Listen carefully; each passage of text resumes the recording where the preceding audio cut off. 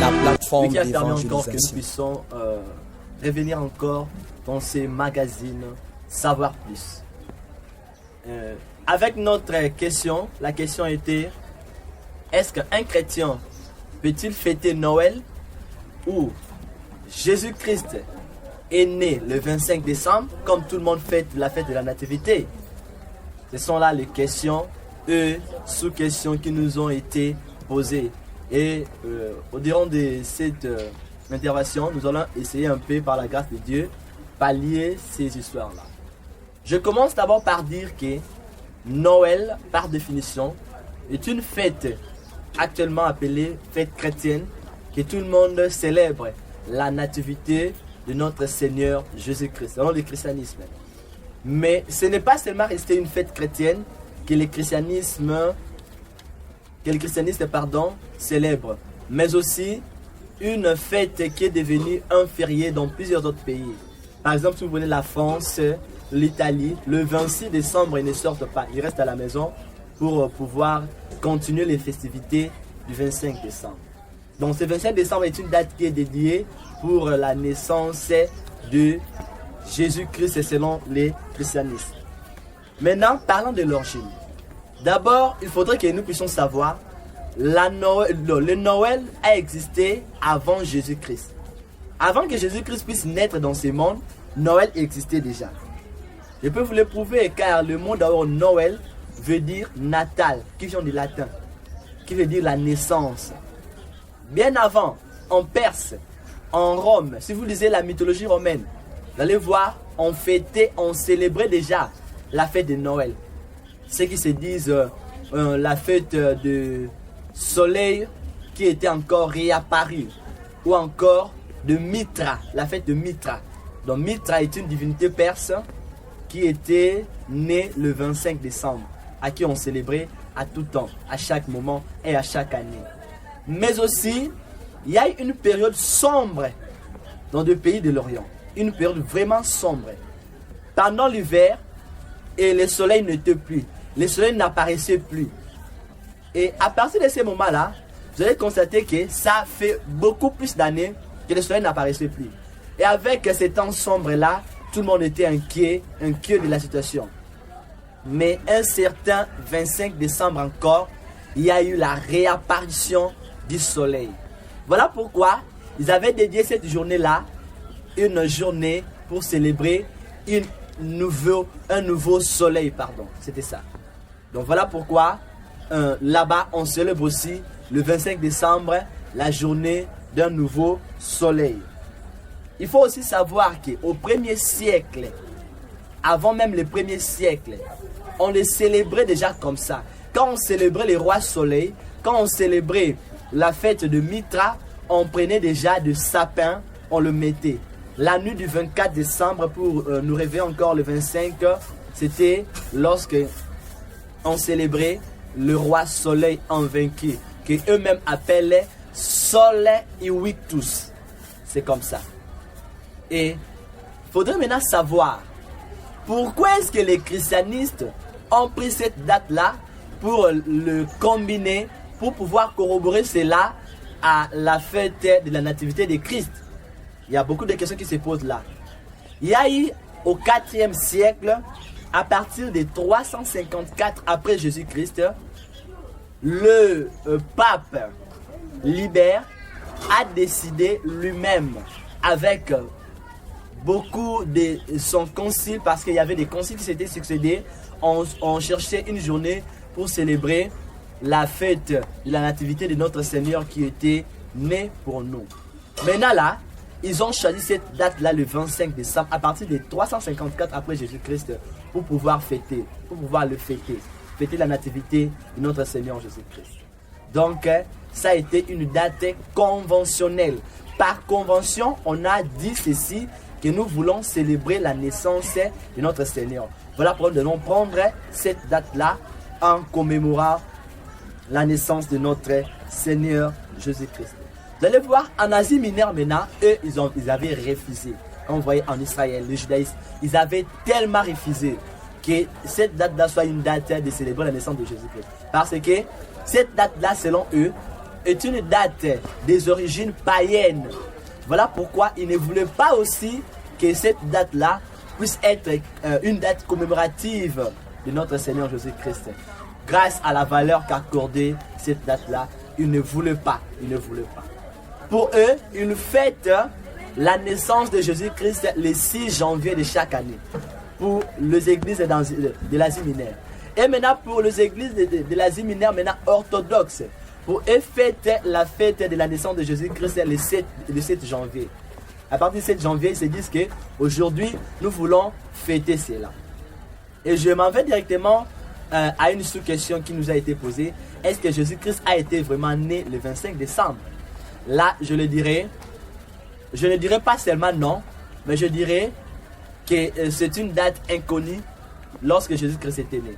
Parce qu'aucun verset de la Bible, de Genèse à l'Apocalypse, même si nous prenons de livres apocryphes, nous le mettons là, vous ne verrez jamais nulle part là où on a écrit que Jésus-Christ est né le 25 décembre. Donc c'est une date conventionnelle, comme je viens déjà de le dire, que Jésus-Christ n'est pas né le 25 décembre. Dans la Bible, on n'a pas mentionné cela.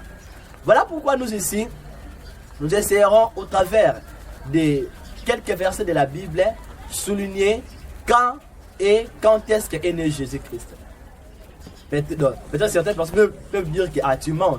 Peuvent nous dire que la date où Jésus-Christ était né. Oui, je ne dis pas la date précise, mais je dis la période. Comme nous savons tout le monde, en Europe, à ces moments ici, ou encore en Asie, ils sont dans le moment d'hiver. Ils sont en hiver. Comme ils sont en hiver, il était vraiment impossible qu'à cette période-là, Jésus soit né. Comment ça impossible pour que Jésus soit né? Parce que déjà, on nous montre dans Luc chapitre 2, verset 8, que les bergers étaient aussi tout autour, là où Jésus était né, dans la bergerie. Ils étaient là pour regarder leurs troupeaux.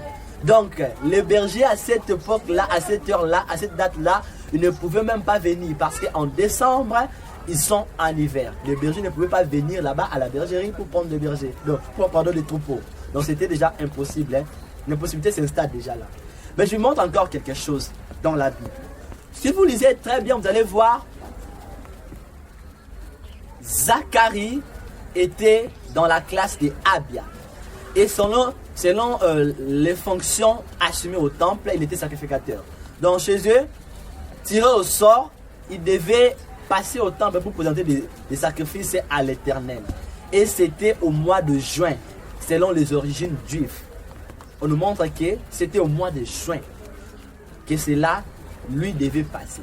Et lorsque Zacharie est passé au temple, c'est alors que l'ange est venu se prononcer, Gabriel, devant lui, pour lui dire que ta femme sera enceinte. Dieu a entendu, Dieu a exaucé tes prières. Et c'est alors que nous comprenons très bien que même Élisabeth était tombée enceinte parce que Dieu les avait exaucés. Et si Dieu les avait exaucés au mois de juin, la Bible nous montre très bien que la grossesse de Jésus-Christ a été entrée au travers du Saint-Esprit 6 mois après que la grossesse d'Élisabeth a été conçue. 6 mois après. Si nous prenons 6 mois après donc, à partir du mois de juin, 6 mois après, ça nous ramène au mois de décembre. Déjà le décembre, on voit que Jésus a été conçu au mois de décembre. C'était comme ça.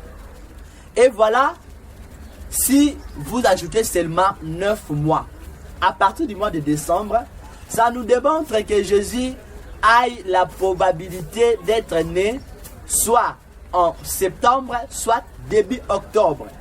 Parce que d'ici là, vous verrez avec moi, vous allez constater, si vous ajoutez 6 mois à partir du mois de juin, nous sommes en décembre. Nous avons encore 9 mois, nous serons peut-être octobre, début octobre ou soit fin septembre. Et voilà, nous sommes encore avec une question là que certains chrétiens se posent. Ils disent que le Seigneur lui-même nous a dit de commémorer sa mort et même pas sa naissance. Lui-même n'a pas dit ça. Et vous allez voir aussi, les chrétiens du 1er siècle après Jésus-Christ, 2e siècle, 3e siècle n'ont même pas commémoré la naissance de Jésus-Christ. Je vais répondre comme suit. Ces chrétiens-là n'ont pas eu le temps de commémorer ou de se mettre d'accord pour commémorer la naissance de Jésus-Christ parce que tout simplement, ils étaient dans une période de persécution de Perses, de Romains totale, à qui on tuait. À l'époque de Constantin, là où on ne pouvait même pas voir quelqu'un toucher la Bible, tenir la Bible. Et l'église n'était pas encore bien assise. Voilà pourquoi il n'avait pas pris ce temps-là. Mais il y a encore de bonnes raisons dans la Bible. La Bible nous explique, même si Jésus-Christ ne nous a pas dit de commémorer sa naissance.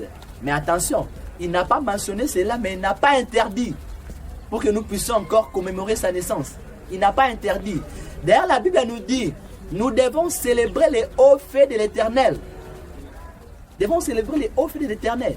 Si vous prenez le livre d'Ésaïe chapitre 9, vous allez voir à partir du verset 1, ce peuple-là qui marchait dans les ténèbres, qui habitait le pays de l'ombre de la mort, lorsqu'ils voient un soleil qui apparaît pour éclairer leur pays, même si nous sommes humains comme ça, même humainement parlant comme ça, tu vas aussi te réjouir. Comme vous allez voir le cas de Perse, lorsqu'ils ont vu le soleil réapparaître encore, ils étaient dans la joie et ils ont dédié cette date-là. C'est aussi de même avec nous. Nous qui étions étrangers à l'alliance de Dieu, nous qui étions dans le pays de l'ombre de la mort, là où il y avait les ténèbres de l'abîme total. Lorsque le soleil levant de la justice est apparu, nous devons le célébrer. Nous devons les rendre gloire. Certains nous disent encore, lorsque vous célébrez le Noël, vous célébrez le roi soleil de Romain. Non, nous ne célébrons pas le roi soleil de Romain. Nous célébrons notre soleil de la justice, qui s'appelle Jésus-Christ de Nazareth. Nous célébrons celui-là qui nous a dit que je suis la lumière du monde et celui qui me suivra ne marchera plus jamais dans les ténèbres. Je voudrais citer avec nous ici beaucoup de litanies, toute une litanie de versets bibliques que nous allons lire ensemble. Prenons d'abord Colossiens chapitre 2, versets 16 à 17. Colossiens chapitre 2, versets 16 à 17. Vous allez voir, la Bible nous dit ceci, que personne ne vous juge, même au sujet de manger, même au sujet de vous réjouir, que personne ne puisse vous juger. Je m'en veux que nous puissions lire ça. Colossiens 2, 16. Que personne donc ne vous juge au sujet de manger ou de boire, ou encore au sujet du fête, ou d'un jour nouvelle lune, ou de sabbat, qui soit l'ombre des choses qui devaient venir, mais le corps est en Christ. Ce n'est pas seulement une fête qui peut nous rapprocher de Dieu ou qui peut encore nous en écarter. Ce n'est pas une fête. Nous ne commémorons pas Jésus-Christ seulement le 25 décembre. On ne refuse pas aucune date que vous puissiez dire que nous allons fêter aujourd'hui pour le Seigneur. Vous pouvez dire que vous fêtez le 1er janvier, vous fêtez le 2, vous fêtez même le 5 mai, vous fêtez le 25 mai pour commémorer la naissance de Jésus-Christ. C'est normal, nous acceptons. Mais ce que nous voulons est que cela soit commémorativement la naissance de Jésus-Christ. De célébrer le roi qui était né, à qui on appelait Emmanuel, le prince de paix, admirable, le Dieu tout-puissant et le lion. Que ça soit seulement comme ça. Pour dire que non, on ne peut pas les fêter. Non. Parce que d'ailleurs, Jean chapitre 1 verset 14 nous dit ceci. Et la parole a été faite chair et elle a habité parmi nous. Si vous revenez dans des textes originaux de la Bible, dans la version 70, la Bible nous dit là-bas que et la parole a été faite chair et a tabernaclé avec nous. Jean utilise le verbe tabernacler parce que à cette époque où Jésus était né, on voit c'était la fête des tabernacles. Et il a tabernaclé avec nous. Lorsque un Dieu si grand vient habiter parmi nous, c'est une grâce immense. Donc, nous devons les célébrer. Ce n'est pas seulement de dire que nous célébrons seulement Jésus-Christ le 25 décembre. Non, nous devons les célébrer tous les jours de nos vies. Et pour nous, nous avons choisi le 25 décembre pour célébrer Jésus-Christ. Celui qui est mort et ressuscité pour nous. Christ n'a pas demandé que nous puissions seulement commémorer sa mort. Il l'a demandé, mais il n'a pas dit et il ne nous a pas interdit de commémorer sa naissance. Jésus-Christ est né une certaine date que la Bible ne l'a pas mentionné et aucun livre du monde entier ne l'a mentionné. Et pour nous, nous avons choisi une date par convention, par des conciles, pour que nous puissions encore commémorer la naissance de notre Seigneur Jésus-Christ. Et cette date-là, nous l'avons choisie, ça a été le 25 décembre. Toi, ceux qui nous suivent, tu peux aussi choisir une date que tu peux encore commémorer ça. C'est normal. Tu peux aussi le commémorer chaque jour. C'est normal, c'est comme ça. Un chrétien peut fêter Noël. Il y a maintenant un problème. Un problème qui peut se poser de Père Noël. Certains le confondent, Père Noël, sapin de Noël, tout ça. Le Père Noël là que vous voyez, un vieux papa avec le barbe blanche porté en rouge qui ramène des cadeaux aux enfants. Père Noël apparaît pour la première fois en 1868 dans les publicités de Coca-Cola. Vous allez voir. Là, il vient, il apporte des cadeaux aux enfants pour dire qu'il se confère au Saint-Michel qui a apporté des cadeaux aux enfants. Là, toujours la mythologie romaine. Donc, Père Noël n'est pas un problème. Mais que cela ne puisse pas faire l'objet de notre célébration du Seigneur Jésus-Christ. Et encore les sapins de Noël. Parce que lorsqu'on célébrait le roi soleil, on utilisait les sapins de Noël. La Bible nous dit dans Psaume que les cieux est pour Dieu. Et ce qui est sur la terre, Dieu les a donnés aux fils des hommes. Et c'est à nous. On peut prendre même le manguier, on le met là, on célèbre notre Seigneur. On peut prendre même l'avocature, vous le mettez là, vous célébrez votre Seigneur. Vous pouvez prendre même vos mains, simplement vous célébrez le Seigneur. Ce n'est pas seulement avec les sapins de Noël que vous allez célébrer notre Dieu. Ce n'est pas seulement avec le Père Noël que vous devez célébrer la naissance de notre Jésus-Christ. Donc retenez cela, que Jésus-Christ n'est pas né le 25 décembre. C'est une date par convention qu'on a pris et mis pour que nous puissions encore commémorer sa naissance. Bien que ce n'est pas écrit dans la Bible, mais c'est écrit de célébrer les hauts faits de l'Éternel. Merci beaucoup, d'ici là, portez-vous bien. C'est votre frère Merveille Gilki. Je vous souhaite déjà mes meilleurs vœux et joyeux Noël. Surtout ne quittez pas, lorsque vous vous abonnez sur Widi et sur cette magazine, n'oubliez pas surtout de cliquer sur notification. Que Dieu vous bénisse. Merci beaucoup.